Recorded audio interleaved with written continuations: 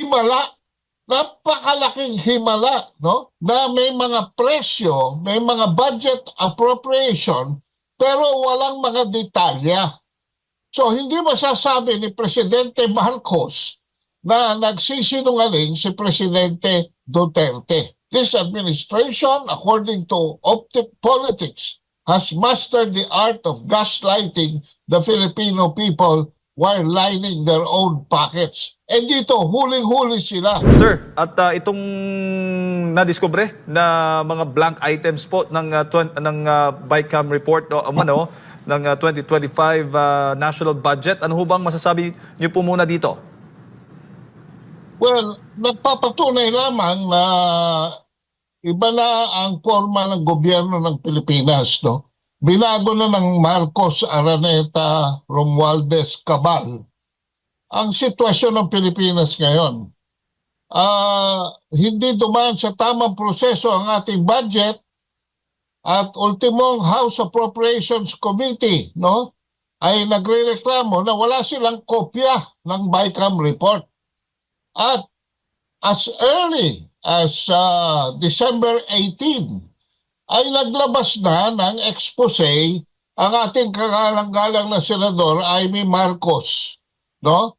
Calling our attention dito sa DPWH as a way of example, mga very important projects, VIP, na may mga presyo, may mga budget appropriation, pero walang mga detalya. So hindi masasabi ni Presidente Marcos na nagsisinungaling si Presidente Duterte.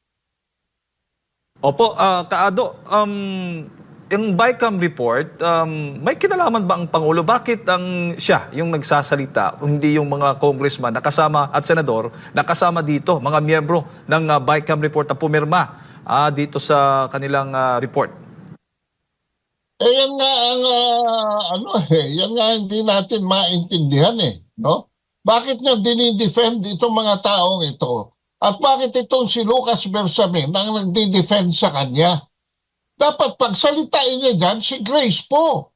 Pagsalitain niya dyan si Saldico, no?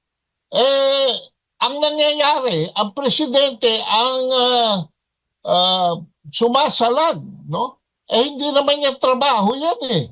Siya ang Pangulo, hindi siya ang hindi siya ang tagasunod dito sa the legislative is a separate branch of government, no? At kanina nakikinig ako dito kay Congressman Ungab. Puro totoo naman yung sinasabi ni Congressman, no? Puro totoo. Kaya ako'y nangangamba dito sa sistemang ito ng ating budget process na according to Amy Marcos noon pa sa Senado already violates Rule 12, Section 25 of the Senate Rules. Dahil nga may mga blank items, no? Na ang nangyari ngayon, nung dumating sa BICAM, blank pa rin para i-fill up ng Pangulo ng Pilipinas doon sa mga taong pamumudmuran niya ng pera ng sambayan ng Pilipino na karamihan pa naman ay galing sa utang. So wag siyang padalos-dalos, no? Ito may mga nagsasabing analyst na ito ay metaphor. Excuse me, I don't think this is a metaphor. I think this is a gross violation, no, of the budgeting process that has been a tradition and a matter of rules. House Committee on Appropriation, no? Itong si Brosas mismo nagsasabi, wala rin kopya ng 2025 BICAM report.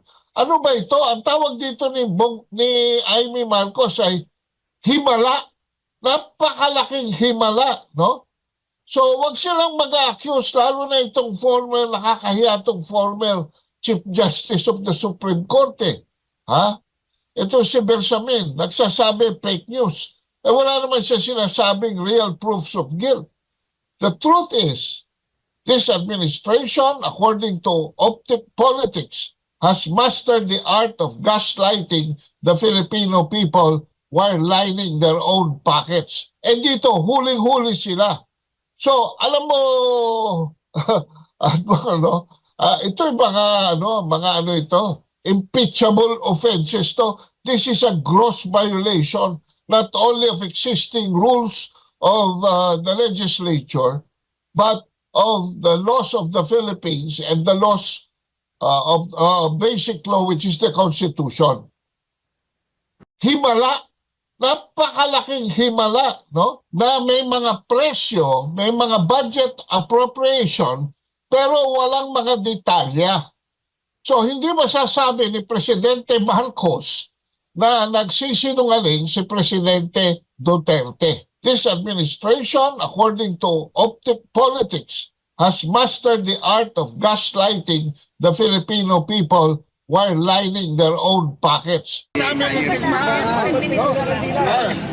kami. Very mad. Mad. Marcos, alis dyan! Last na lang, Kado, panghuli na lang ho. Ito na ba yung panahon na dapat ang maraming Pilipino ay magkaisa at magsama-sama dito sa IDSA? Alam nyo, dapat maganda na tayo. Dahil sa pinakikita nyo ngayon, ito ay magandang simulain. Alam nyo, ilang taong kami nagtiis sa mga yung mga demonstrasyon namin tuwing Merkulis Pag-Ayala bago namin nakamsan ang tunay na EDSA. Ito rin ho ang pagtatanim. At sana naman magbunga na sa lalong madaling panahon. Hindi na tayo makapaghihintay ng 2025 elections dahil mga tao rin ho ni Marcos ang iluluklok ng Smartmatic yan. Korean man ang brand yan, Smartmatic pa rin yan. Korean man ang brand yan, mga taga-Comelec na yan, pareho pa rin yan. So yan lang ho. Maraming salamat po, Kado. Mabuhay po kayo. Maraming salamat po. Ulitin natin ang Pilipinas Kumahal bago po ang dispersion. Okay guys. Kasi ang order of dispersion yung gabi. Kahit tayo ay sintonado, importante ang wiki natin mula sa puso. Go! Ang bayan ko'y